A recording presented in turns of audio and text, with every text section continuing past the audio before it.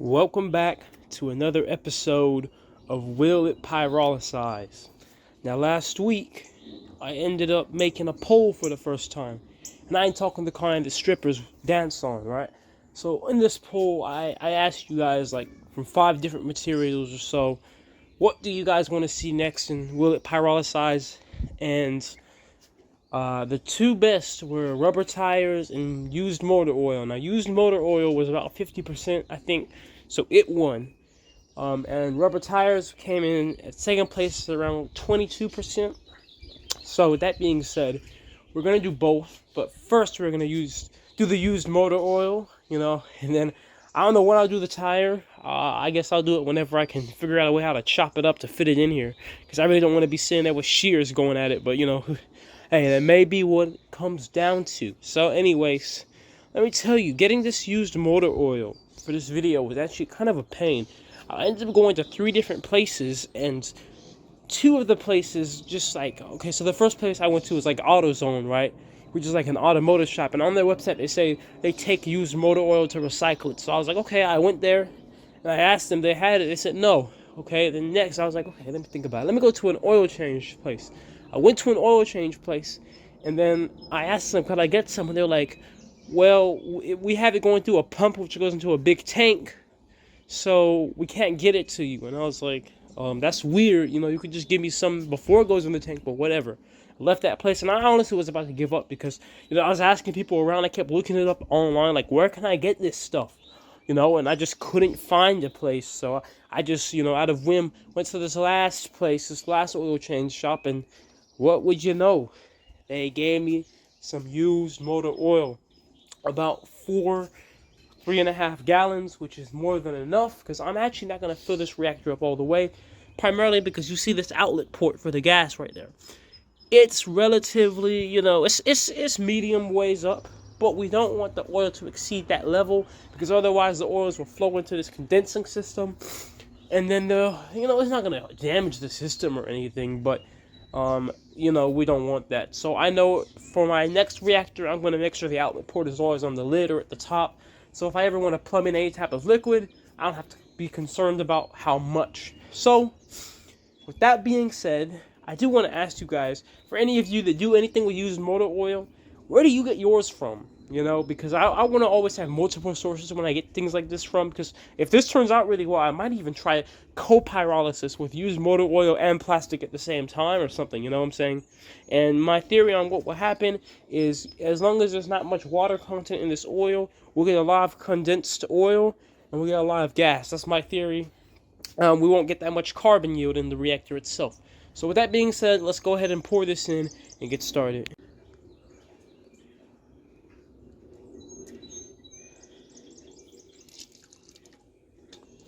Yeah, nice and viscous stuff right there.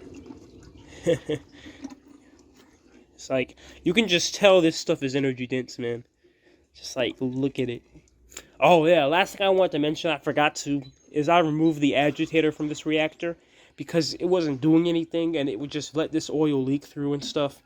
And all I didn't get footage of it because my phone keeps damn cracking and getting melted whenever I record myself welding, so I didn't do that. But I cut it off with a cutting wheel, cut the bearing off, and I just sealed the hole with welds. Pretty simple. Now it's a nice airtight, blah, blah, blah.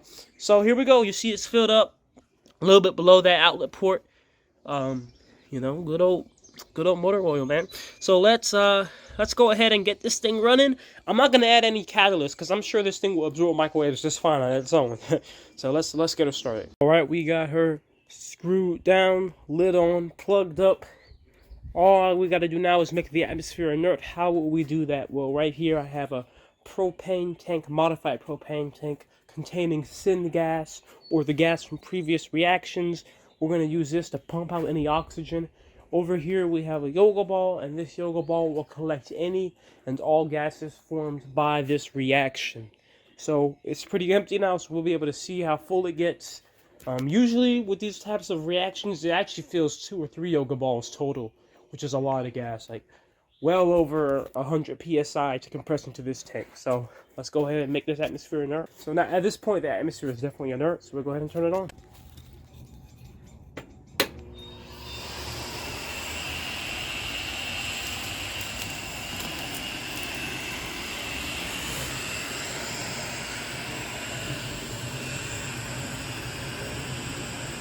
almost immediately after we start, we get some gas formation.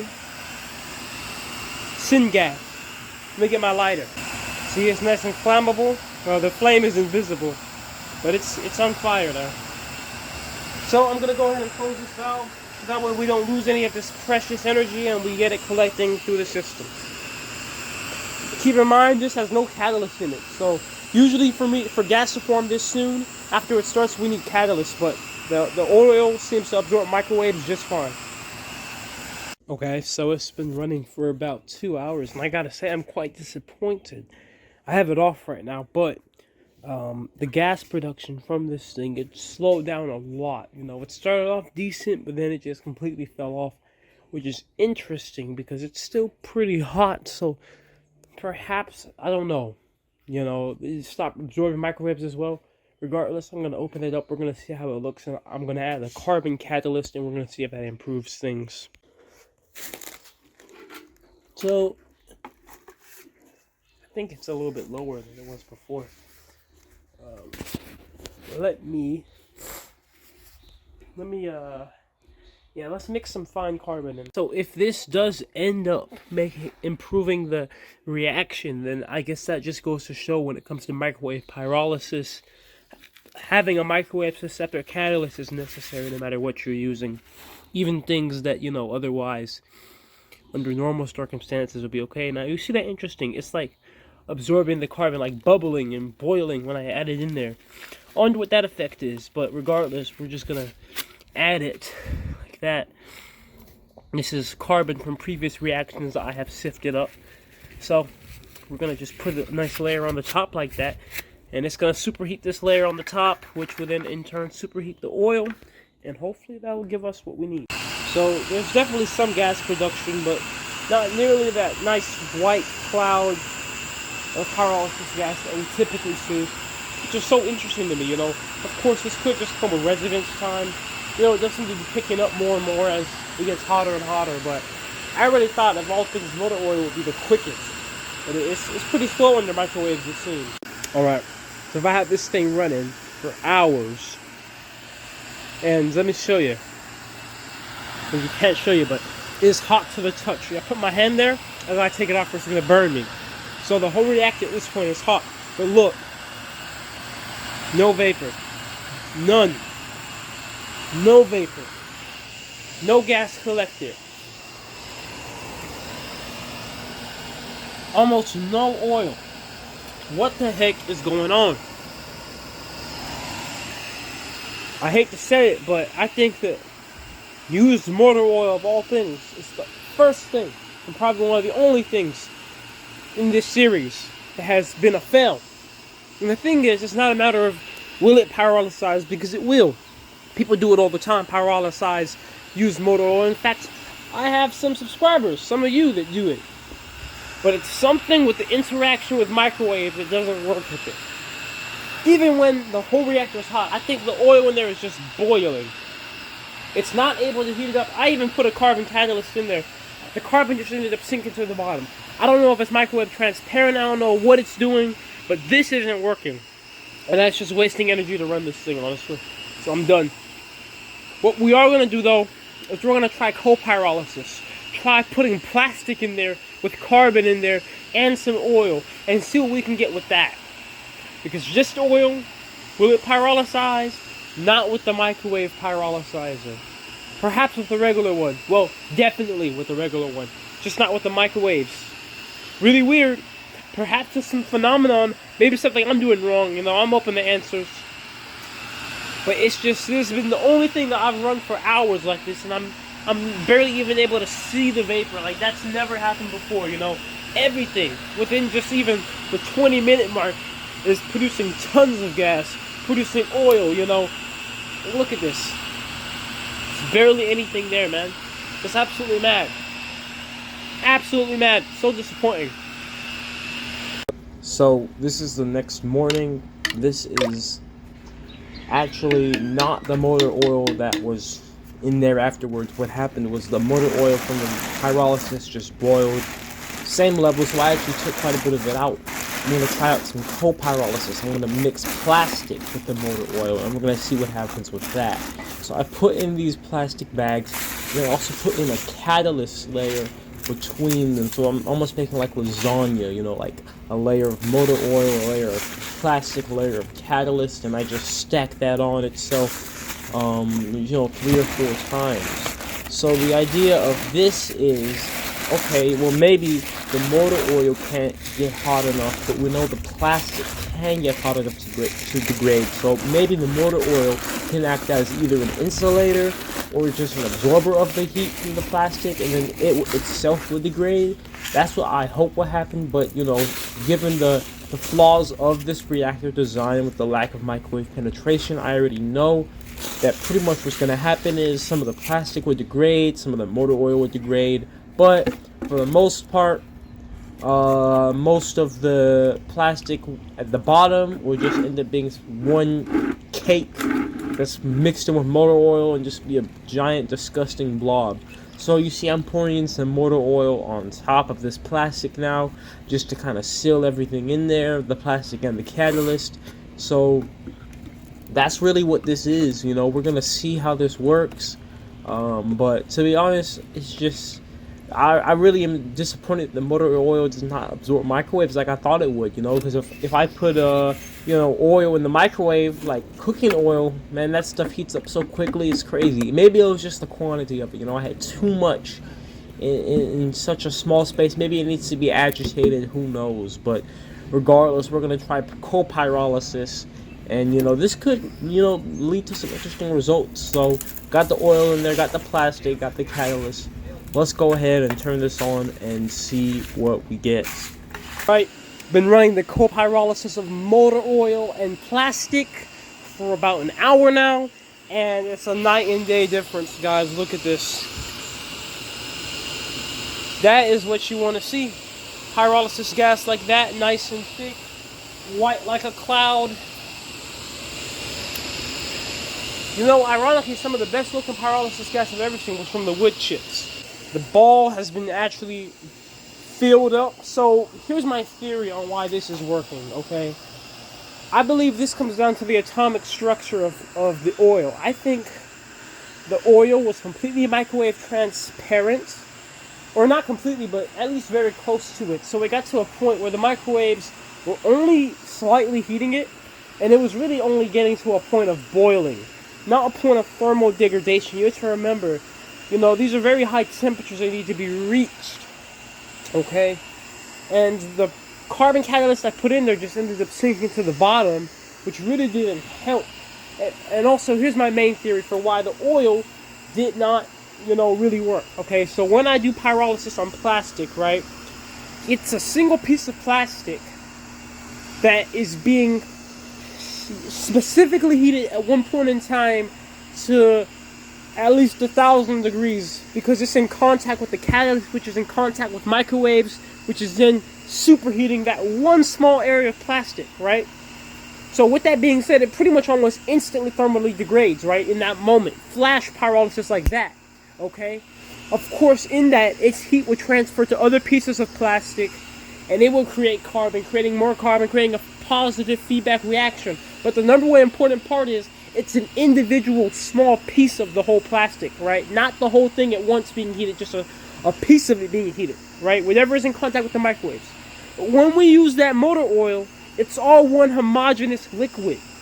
So in order for it to start degrading, not only does one little section of it need to reach 500 degrees, but it all needs to reach 500 degrees or whatever, because it all needs, you know, it can't, when you have something like water, like a big pot of water, you can't just have one section boiling in the water while the rest of it is cold. No, it all needs to be together, and that kind of is the biggest downfall of microwaves, okay? So, I tout for microwave pyrolysis all I like, because I think it's really energy efficient, but in the case of something like that, either cold pyrolysis is better, or just using a standard flame might be better, simply because the microwaves could not handle that. It was too large of a quantity, at least at this frequency of 2.45 gigahertz. Maybe 915 megahertz might be better.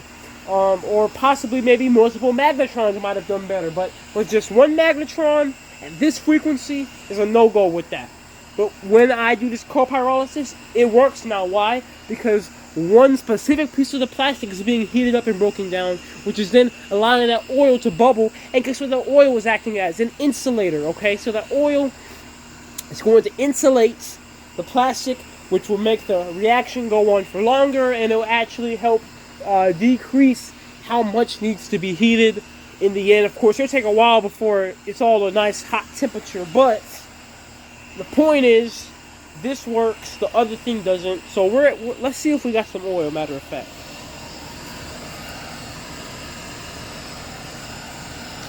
Oh yeah, oh my goodness. And that oil is kind of hot too. Yeah. And we definitely got some oil in that. It got on my hands. There's some water in there too.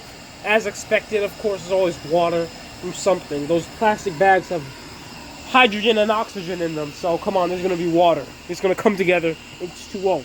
And we got gas being collected. Typical stuff. Typical products of pyrolysis. So yeah, we're gonna run this, and I'm gonna run this overnight, and I want to see tomorrow what the end products would be. I theorize we're gonna have a layer of oil at the bottom. We're gonna have plastic, a lot of it being carbonized, but a lot of it not being carbonized, and the carbon that is in there will end up being soaked with oil. So pretty much, just need to continue to run it, but we'll see how it ends up overnight. So yeah, turned her off after running overnight. We can see the yoga ball is completely filled with syngas. There's not that much more oil to collect, mostly just water down there, which is kind of weird, but whatever. So let's take this lid off and see how it looks.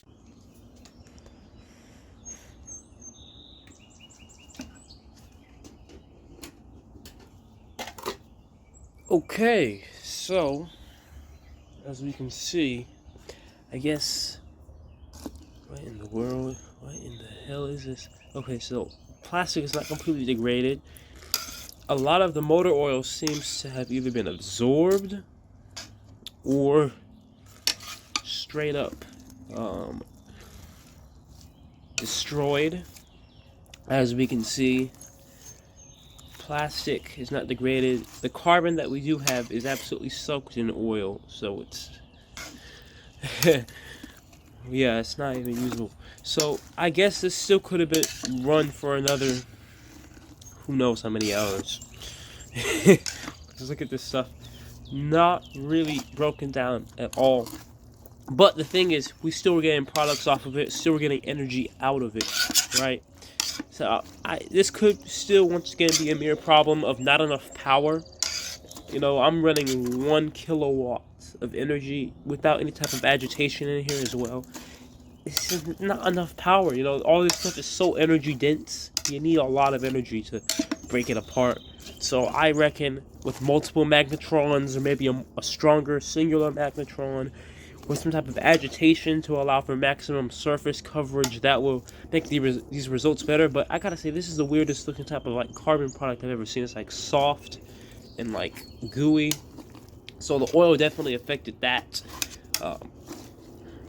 But I'd say in general, you know, with this type of reactor, this prototype experimental reactor, not really meant for the best results, it's meant to decompose the stuff. I'd say it works fine because it did decompose it. We got a whole yoga ball full of gas, which, by the way, is quite a bit, okay? Like, if I were to compress that whole yoga ball into this tank here, that would be close to 100 psi of gas, and, you know, that's quite a bit. So, and for measure, they compress propane tanks up to around, I think, 150, 200 psi. So like half as much of a propane tank. Of course, I think propane is more energy dense than syngas. But you know, the point is, there's that, and then also there's a method, you know, of turning this gas in there into methanol. You know, of course, not there yet, but in theory, if that were to be the case, and that'll be a lot of energy there too. So this is what happens, I guess, when you pyrolysize used motor oil. It pretty much does just like everything else. But specifically co-pyrolysis of it seems to work. But even then, I guess it absorbed a lot of the energy. So eventually it just kind of made it hard for the plastic any deeper than the top to be broken down. See, like that's pretty much the exact state I put it in, right?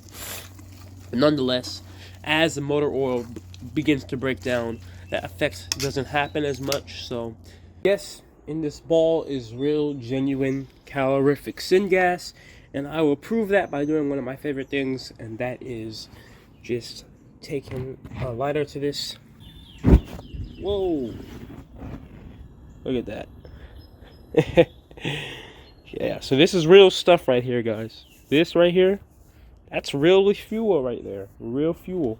And you know, if I held, you know, this thing probably will burn like this for probably like 20 minutes with how much is in here.